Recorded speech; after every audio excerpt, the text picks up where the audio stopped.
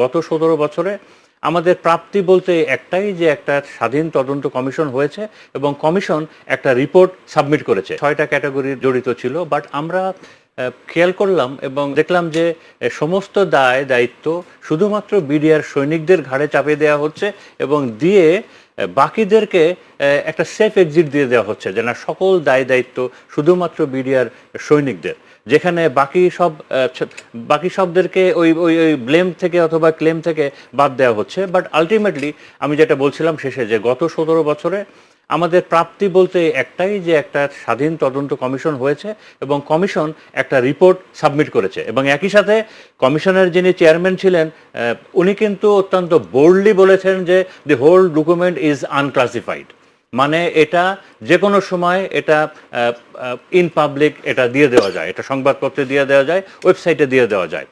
এটা interim government কেন দেয় নাই, এই জন্য অবশ্যই ইন্টারিম গভর্নমেন্ট দায়ী এবং তাদেরকে নিন্দা জানাচ্ছি। এবং তখনকার স্বরাষ্ট্র যে উপদেষ্টা ছিলেন তার তো দায় দায়িত্ব আছে। এবং আমি যেটা জানি, শুনতে পেরেছি যে এই যে অপরাধীদের ভেতরে তার নামও আছে। বিডিআর যে কমিশন যেটা হয়েছে তার ভিতরে ছোট আকারে হোক, বড় আকারে হোক, মাঝারি আকারে হোক, এই অপরাধীর তালিকায় তার নামও আছে। এবং যে কারণে আমার মনে হয় যে উনি স্বরাষ্ট্র উপদেষ্টা থাকা অবস্থায় আনক্লাসিফাইড হওয়ার পরেও এই ডকুমেন্টটাকে উনি পাবলিকের সামনে আনেন নাই। দেখেন, ৫ই আগস্টের পরে আমি যদি সেনা সদস্য হিসাবে চিন্তা করি, আমি কর্নেল হাসিন স্যার, এটা তো আমাদের একটা ইস্যু, আমাদের একটা কষ্টের একটা ইস্যু।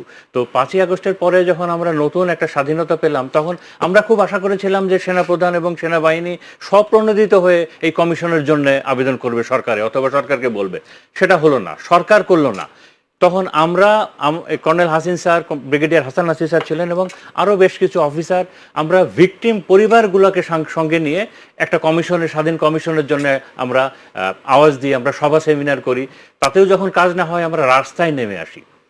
তারপরেও যখন কাজ না হয় তখন আমরা ছাত্রদেরকে সঙ্গে নিয়ে আমরা শহীদ মিনারে একটা বড় সমাবেশ করি এবং সেইটারই ফলশ্রুতিতে এই কমিশনটা হয়। এর আগে একবার ওই বাচ্চাদেরকে চকলেট দিয়ে যেভাবে মানে আপনার ভোলানো হয়, এরকমভাবে একটা বিডিআর একটা কমিটি করা হয়েছিল, একটা কমিটি করে দিয়ে এইটাকে ধামাচাপা দেওয়ার চেষ্টা করা হয়েছিল। বাট আমরা সেটা মানিনি। আলটিমেটলি ওই যে শহীদ মিনারে যে আন্দোলনটা হয়, ছাত্রদেরকে সাথে নিয়ে, ভিকটিম পরিবারদেরকে সাথে নিয়ে, তারপরে এই কমিশনটা হয়।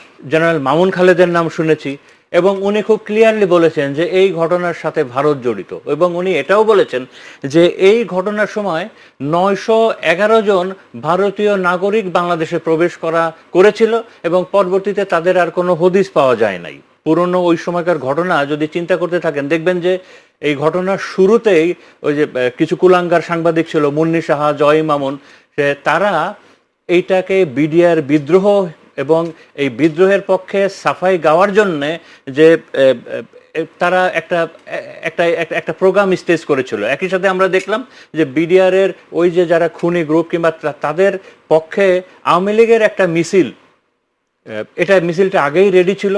এই মিছিলটা এই যে এই বিডিআর বিদ্রোহের পক্ষে তারা স্লোগান দিতে দিতে তারা পিলখানার ভেতরে ঢুকলো এবং তারপরে তাদের সাথে অনেক লোক বেরিয়ে গেল। মানে এই সব কিছুই ওই নাটক এবং কাভার আপ অপারেশনের একটা অংশ ছিল।